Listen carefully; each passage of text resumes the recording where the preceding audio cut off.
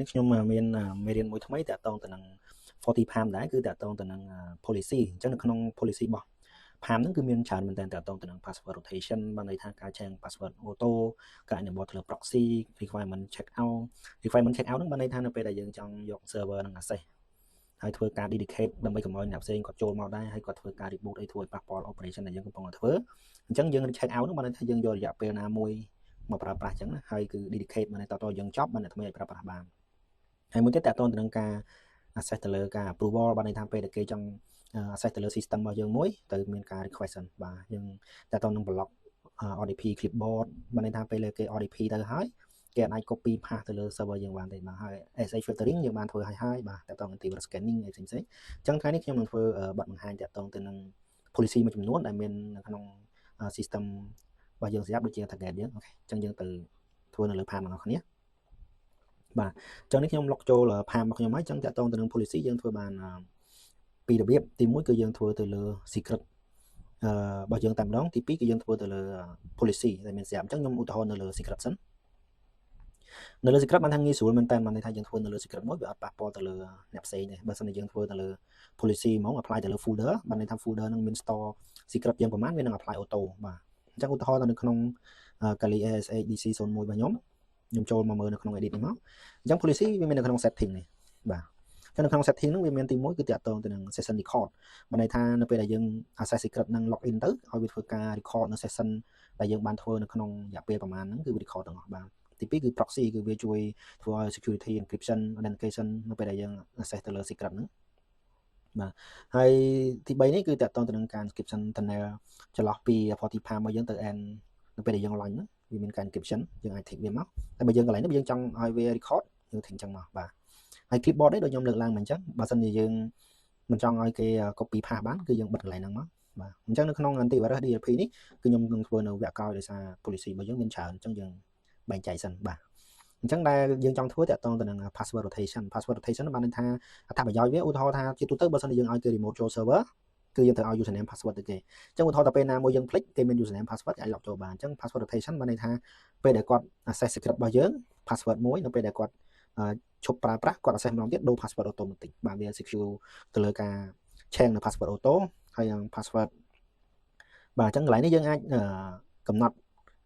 ពេលថ្ងៃឬក៏អីចឹងទៅឲ្យវាដូររៀងរាល់ថ្ងៃយើងអាចដាក់ទៅអញ្ចឹងខ្ញុំដាក់ថាថ្ងៃ3ហ្នឹងទៅបាទម៉ោងឥឡូវយើងដាក់ថាម៉ោង4ចុះបាទម៉ោង4:00 PM អញ្ចឹងទៅឲ្យវាដូរ password auto បាទយើងដាក់ daily នេះហើយកន្លែងនេះគឺជា password verify បានន័យថាវា auto verify password របស់យើងនឹង correct អត់អញ្ចឹងណាអញ្ចឹងខ្ញុំដាក់ថាម៉ោង4ដដែលតែខ្ញុំដាក់ម៉ោងថ្ងៃហ្នឹងតែខ្ញុំដាក់ម៉ោង4:10នាទីបានឲ្យវា verify password ហ្នឹងបាទបន្ទាប់ពីយើងធ្វើ password rotation ហ្នឹងហើយយើងមាន option មួយទៀតគេហៅថា check out នេះដូចខ្ញុំលើកឡើងមិញអញ្ចឹងបានន័យថាគាត់សុំ server ហ្នឹងយកទៅធ្វើ dedicate បានន័យថាអំឡុងពេលគាត់ធ្វើហ្នឹងអត់មានអ្នកណា log ចូល server ហ្នឹងបានទេបាទអញ្ចឹងយើងចុចមកតបមកទៀតយើង check in បានន័យថា check in ហ្នឹង password change បានន័យថាពេលដែលយើងចុច check in password ហ្នឹង change automatic ឥឡូវយើង tick សិនហើយចាំខ្ញុំធ្វើការ demo របស់គ្នាបាទហើយកន្លែងនេះតាក់ទង renew check out នេះយើងមិនបាច់ដាក់ពេលវេលាអីទេអានេះយើងចង់ដាក់ថា check out ហ្នឹងរយៈពេលប្រហែល default អញ្ចឹងថា30នាទីអញ្ចឹងយើងអាច renew ម្ដងបានន័យថា maximum renew count អញ្ចឹងយើងមិនដាក់ទេបាទហើយកន្លែងនេះគឺតាក់ទងទៅនឹង approval បានន័យថានៅពេលដែលយើង access secret នឹងមួយត្រូវការ approval សិនឥឡូវខ្ញុំគិតថាធ្វើទាំង3ក្នុងពេលតែមួយហ្មងទៅដើម្បីកុំឲ្យវីដេអូយើងវែងអញ្ចឹងណាប៉ុន្តែ approval នេះក៏វាមាន layer របស់វាដែរបាទអូខេឥឡូវយើងធ្វើ approval នឹងជាមួយគ្នាហ្មងអញ្ចឹងយើងចុចកន្លែង require នេះមកហើយ approval នេះយើងត្រូវទៅបង្កើត template បាទអញ្ចឹងយើងអាចចុចកន្លែងនេះមកហើយចុចសញ្ញាបូកនេះឬក៏យើងទៅក្នុង setting នេះម្ដងឡើយយើងចុចសញ្ញាបូកមកបាទអញ្ចឹងខ្ញុំដាក់ថា one approve បាទ approval បាទ one approval នេះបានន័យថាត្រូវការមនុស្សតែម្នាក់ឯង approval បើសិនជា two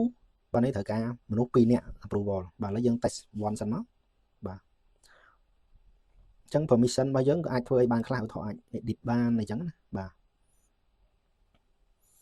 អញ្ចឹងបន្តមកទៀត require approval យើងដាក់ថា1អញ្ចឹងយើងត្រូវការឈ្មោះអ្នក approval đóអ្នកណាដែលមាន set approval យើងអាច search ក្នុង system មកឧទាហរណ៍ខ្ញុំដាក់ថា user admin បាទ user solely អញ្ចឹងទៅបាទអូខេអញ្ចឹង user 2ហ្នឹងម្នាក់ណាក៏បានដែរដែលយើងដាក់កន្លែងនេះ approval នេះមួយបានន័យថាម្នាក់ណាក៏ដោយគឺគាត់អាចមាន set approval បាទហើយបើកន្លែងនេះយើងដាក់ថា to បានន័យថាត្រូវការមនុស្ស2នាក់ approval ម្នាក់ចុចហើយម្នាក់ទៀតចុច approval មកទៀតបានថា2នាក់ approval បានអាចទៅមុខបានអូខេឥឡូវខ្ញុំដាក់ one time approval ហើយអ្នកដែល approval មានជា admin ហើយនឹងឈ្មោះ Soli បាទយើង submit មកបាទអញ្ចឹងកន្លែង approval របស់យើងវា tick កន្លែងនេះហើយបាទអញ្ចឹងកន្លែង approval to line job នេះខ្ញុំគិតថាធ្វើអត់ទាន់ទេដោយសារយើងគិតថា policy របស់យើងរៀងវែងហើយបាទអូខេអញ្ចឹងប៉ុណ្ណឹងមកយើងនឹងធ្វើការ save បាទអញ្ចឹងយើងមកមើល setting ម្ដងទៀតបានន័យថាឥឡូវហ្នឹងគឺយើង enable password auto change បាទហើយយើង check in check out ហើយនឹង approval បាទទៅលើ secret មួយដែលមានឈ្មោះថា Kali ASH DC 01បាទអញ្ចឹងខ្ញុំបើក browser មួយថ្មីដើម្បី access user IT 05របស់យើង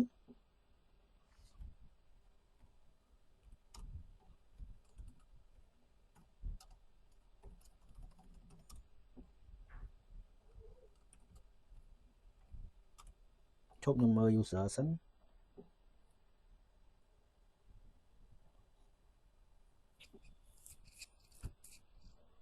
IT 05ណា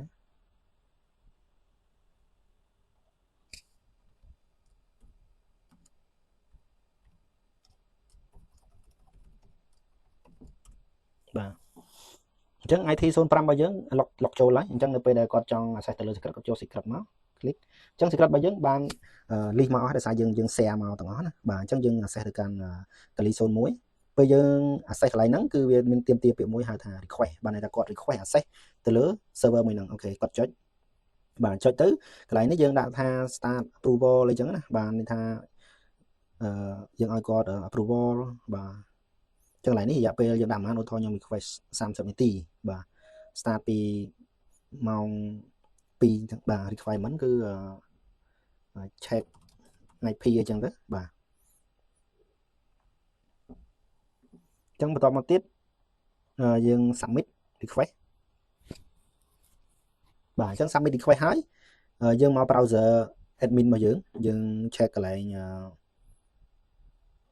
dashboard យើងមក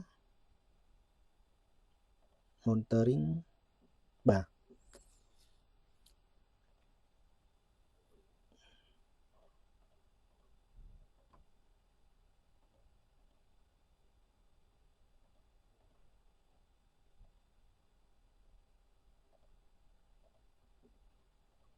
បាទនេះយើងចូលមកកន្លែង approval នេះអញ្ចឹងយើងនឹងឃើញ Kali SHDC 01 request មកអញ្ចឹងយើងចុច tick កន្លែងនេះមកយើងឃើញមានពាក្យ approval អញ្ចឹងយើងចុច approve មកបាទហើយយើងដាក់ថាអូខេអញ្ចឹងបានន័យថាយើង allow ឲ្យគាត់ទេយើង approve មកបាទអញ្ចឹងយើងមកមើលនៅ portal client របស់យើងវិញបាទនេះអញ្ចឹងយើងចុចនៅលើនឹងដដែលបាទ pending approval យើងអាច refresh មួយបាទអញ្ចឹងឃើញថាយើង refresh ទៅវាមានពាក្យមួយថា check out បានន័យថាមិញហ្នឹងយើង approve ហើយ approve ដល់ឡើង check out ហ្នឹងបានយើងសុំសិទ្ធ server ហ្នឹងយកមកតេស្តអូខេបាទអញ្ចឹងឥឡូវនេះគឺយើង check out success បានន័យថាយើងអាច launch ទៅលើ secret ហ្នឹងបានហើយអញ្ចឹងយើង launch មកតាម web ហ្នឹងទៅបាទឥឡូវហ្នឹងឃើញថាយើង request access បានហើយយើងអាច check IP អញ្ចឹងទៅបាទអញ្ចឹងនៅពេលដែលយើង access បានហើយឧទាហរណ៍តែយើងចង់ check setting នៅលើហ្នឹងថាតើ password អីអញ្ចឹងណាអញ្ចឹងយើងឃើញ password ទេឥឡូវនេះក៏តុយយើងថា A ហើយសញ្ញាក្បៀសចុះអញ្ចឹងខ្ញុំនឹងធ្វើការបិទដើម្បីធ្វើតេស្តតាក់ទងទៅនឹង password rotation ណាបាទអញ្ចឹងយើងចុច secret របស់យើងមកយើងចុច DC 01ដែរមានពាក្យថា check in បានន័យថាយើងបិទហើយយើងបិទបានហើយយើងជប់បន្តcheck out server ហ្នឹងបានន័យថាយើងផ្ដាច់ session ហ្នឹងបាទអញ្ចឹងបន្តមកឥឡូវហ្នឹងបានន័យថាយើងផ្ដាច់ហើយអញ្ចឹងយើងចុចលើវាហើយយើង check out ម្ដងទៀតបានថាសុំសិទ្ធ server ហ្នឹងតេស្តអូខេពេលយើងតេស្តហើយយើងចូលមក check setting server ហ្នឹងបាទថា password ដូរអត់បាទឃើញ password ដូរហ្នឹងបាទមិញក៏តុយ A ក្បៀសឥឡូវ password ដូរអញ្ចឹងបានន័យថា password ហ្នឹងគឺ auto change ok ឥឡូវខ្ញុំឧទាហរណ៍មើលម្ដងទៀតក៏ឡមិនមើលអត់ទាន់ឥឡូវយើង check in ឥឡូវយើងមើល password ម្ដងទៀតឲ្យទាន់បាទ password កតុយ W បាទអូខេអញ្ចឹងយើងមក script របស់យើងហើយយើង check in បានន័យថាយើងចាក់ចេញពី computer ហ្នឹងហើយអញ្ចឹងស្រាប់ថាឥឡូវគាត់ថាខ្ញុំចង់ log ចូលម្ដងទៀតបើថាខ្ញុំមាន password ហើយថាមាន password នឹងដូរបាត់ហើយអញ្ចឹងយើង check out បាទហើយយើងចុច edit បាទហើយយើងមើល password បាទ password ហ្នឹងគឺដូរ auto បាទអញ្ចឹងវីដេអូរបស់យើងធ្វើតាក់ទងទៅនឹង3 setting ហ្នឹងទី1គឺយើងចុច edit មកបាទក្នុង setting គឺយើងបាន download តាក់ទងទៅនឹង record តាក់ទងទៅនឹង encryption បាទ password change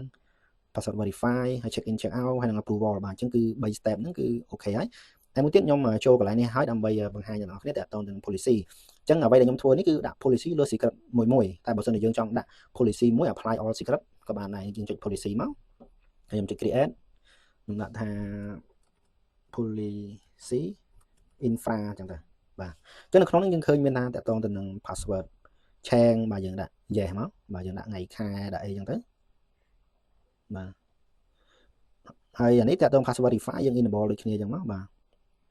ហើយយើងមើល session record យើងចង់ record យើងដាក់ enable មកអញ្ចឹងនៅពេលដែលយើង apply policy តែមួយហ្នឹងគឺ apply all តែម្ដងយើងមិនបាច់អង្គុយធ្វើលើ secret មួយទេបាទអញ្ចឹងរបៀបធ្វើរបស់វាមានច្រើនអូខេមានខ្វែ check out យើងដាក់ enable បាទហើយអានេះ approval យើងដាក់ enable ទៀតមកហើយយើង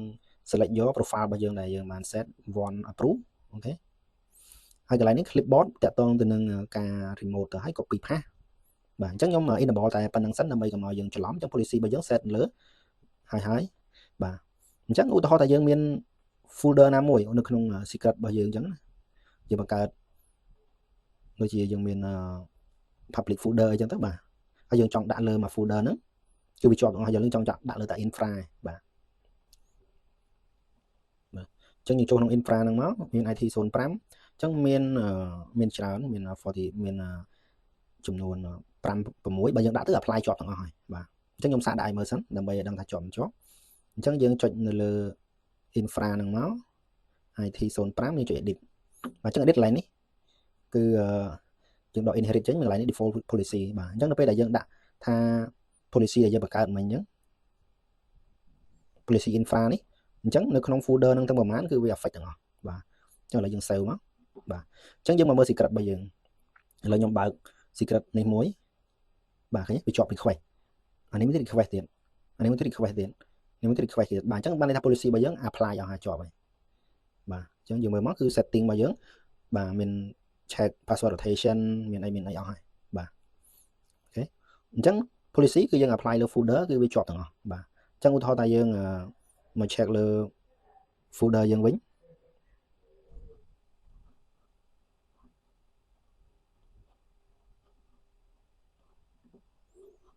វា log out បាត់ហើយ policy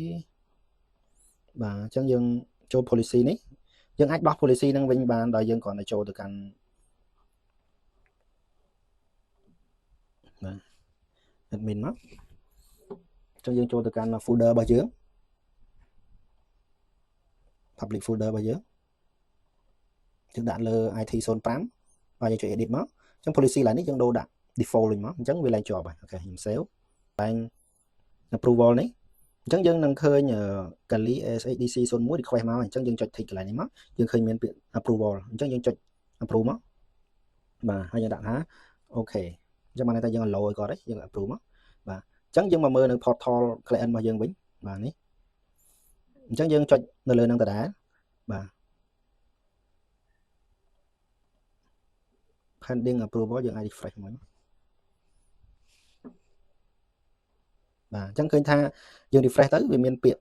មួយថា check out បានន័យថាមិញហ្នឹងយើង approve ហើយ approve ដល់ line check out ហ្នឹងបានយើងសុំសិទ្ធ server ហ្នឹងយកមកតេស្តអូខេបាទអញ្ចឹងឥឡូវនេះគឺយើង check out success ហើយបានន័យថាយើងអាច launch ទៅលើ secret ហ្នឹងបានហើយអញ្ចឹងយើង launch មកតាម web ហ្នឹងទៅបាទឥឡូវហ្នឹងឃើញថាយើង request access បានហើយយើងអាច check IP អញ្ចឹងទៅបាទអញ្ចឹងនៅពេលដែលយើង access បានហើយឧទាហរណ៍ថាយើងចង់ check setting នៅលើហ្នឹងថាតើ password អី password អីអញ្ចឹងណាអញ្ចឹងយើងឃើញ password ទេឥឡូវនេះក៏តុយយើងថា A ហើយសញ្ញាក្បៀសចុះអញ្ចឹងខ្ញុំនឹងធ្វើការបិទដើម្បីធ្វើតេស្តតាក់ទងទៅនឹង password rotation ណា បាទអញ្ចឹងយើងចុច secret របស់យើងមកយើងចុច DC zone 1ដែរមានពាក្យថា check in បានន័យថាយើងបិទហើយយើងបិទបានតែយើងជប់បន្តcheck out server ហ្នឹងបានន័យថាយើងផ្ដាច់ session ហើយបាទអញ្ចឹងបន្តមកឥឡូវហ្នឹងបានន័យថាយើងផ្ដាច់ហើយអញ្ចឹងយើងចុចលើវាហើយយើង check out ម្ដងទៀតបានថាសុំសិទ្ធ server ហ្នឹងតែអូខេពេលយើងទៅហើយយើងចូលមក check setting server ហ្នឹងបាទថា password ដូរអត់បាទឃើញ password ដូរហ៎បាទមិញក៏តុយ A ក្បៀសឥឡូវ password ដូរអញ្ចឹងបានន័យថា password ហ្នឹងគឺ auto change អូខេឥឡូវខ្ញុំឧទាហរណ៍មើលម្ដងទៀតក៏មិញមើលអត់ទាន់ឥឡូវយើង check in ឥឡូវយើងមើល password ម្ដងទៀតឲ្យទាន់បាទ password ក៏តុយ W បាទអូខេអញ្ចឹងយើងមក script របស់យើងហើយយើង check in បានន័យថាយើងចាក់ចេញពី computer ហ្នឹងហើយអញ្ចឹងស្រាប់ថាឥឡូវគាត់ថាខ្ញុំចង់ log ចូលម្ដងទៀតបើថាខ្ញុំមាន password ហើយមាន password នឹងដូរបាត់ហើយអញ្ចឹងយើង check out បាទហើយយើងចុច edit បាទហើយយើងមើល password បាទ password ហ្នឹងគឺដូរ auto បាទអញ្ចឹងវីដេអូរបស់យើងធ្វើតាក់ទងទៅនឹង3 setting ហ្នឹងទី1គឺយើងចុច edit មកបាទក្នុង setting គឺយើងបាន download តាក់ទងទៅនឹង record តាក់ទងទៅនឹង encryption បាទ password change password verify ហើយ check in check out ហើយនឹង approval បាទអញ្ចឹងគឺ3 step ហ្នឹងគឺអូខេហើយតែមួយទៀតខ្ញុំចូលកន្លែងនេះហើយដើម្បីបង្ហាញដល់អ្នកនរគ្នាតាក់ទងទៅនឹង policy អញ្ចឹងអ្វីដែលខ្ញុំធ្វើនេះគឺដាក់ policy លើ secret មួយតែបើសិនជាយើងចង់ដាក់ policy មួយ apply all secret ក៏បានដែរយើងចុច policy មកហើយខ្ញុំចុច create ខ្ញុំដាក់ថា policy infra អញ្ចឹងទៅបាទអញ្ចឹងនៅក្នុងនេះយើងឃើញមានថាតាក់ទងទៅនឹង password change បាទយើងដាក់ yes មកបាទយើងដាក់ថ្ងៃខែដាក់អីអញ្ចឹងទៅបាទហើយអានេះតាក់ទង password verify យើង enable ដូចគ្នាអញ្ចឹងមកបាទហើយយើងមើល session record យើងចង់ record យើងដាក់ enable មកអញ្ចឹងនៅពេលដែលយើង apply policy តែមួយហ្នឹងគឺ apply all តែម្ដងយើងមិនអង្គុយធ្វើលើ secret មួយទេបាទអញ្ចឹងរបៀបធ្វើរបស់វាមានច្រើនអូខេពីខ្មៅ check out យើងដាក់ enable បាទហើយអានេះ approval យើងដាក់ enable ទៀតមកហើយយើង select យក profile របស់យើងដែលយើងបាន set one approve អូខេហើយកន្លែងនេះ clipboard តាក់ទងទៅនឹងការ remote ទៅហើយ copy path បាទអញ្ចឹងខ្ញុំ enable តែប៉ុណ្្នឹងសិនដើម្បីកុំឲ្យយើងច្រឡំអញ្ចឹង policy របស់យើង set លើហើយបាទអញ្ចឹងឧទាហរណ៍ថាយើងមាន folder ណាមួយនៅក្នុង secret របស់យើងអញ្ចឹងយើងបង្កើតដូចជាយើងមាន public folder អញ្ចឹងទៅបាទហើយយើងចង់ដាក់លើមួយ folder ហ្នឹងគឺវាជាប់ទាំងអស់យើងចង់ដាក់លើតែ infra បាទអញ្ចឹងយើងចូលក្នុង infra ហ្នឹងមកមាន IT 05អញ្ចឹងមានច្រើនមាន40មានចំនួន5 6បើយើងដាក់ទៅ apply ជាប់ទាំងអស់ហើយបាទអញ្ចឹងខ្ញុំសាកដាក់ឲ្យមើលសិនដើម្បីឲ្យដឹងថាជាប់មិនជាប់អញ្ចឹងយើងចុចនៅលើ infra ហ្នឹងមក IT 05យើងចុច edit បាទអញ្ចឹង edit កន្លែងនេះគឺយើងដក inherit ចេញកន្លែងនេះ default policy បាទអញ្ចឹងនៅពេលដែលយើងដាក់ថា policy ដែលយើងបង្កើតមិញអញ្ចឹង policy infra នេះអញ្ចឹងនៅក្នុង folder ហ្នឹងទាំងប្រមាណគឺវា affect ទាំងអស់បាទអញ្ចឹងឥឡូវយើង save មកបាទអញ្ចឹងយើងមកមើល secret របស់យើងឥឡូវខ្ញុំបើក secret នេះមួយបាទឃើញវាជាប់ request អានេះមាន request ទៀតអានេះមាន request ទៀតនេះមាន request ទៀតបាទអញ្ចឹងបានន័យថា policy របស់យើង apply អស់ហើយជាប់ហើយបាទអញ្ចឹងយើងមើលមកគឺ setting របស់យើងបាទមាន check password rotation មានអីអស់ហើយបាទអូខេអញ្ចឹង policy គឺយើង apply លើ folder គឺវាជាប់ទាំងអស់បាទអញ្ចឹងឧទាហរណ៍ថាយើងមក check លើ folder យើងវិញ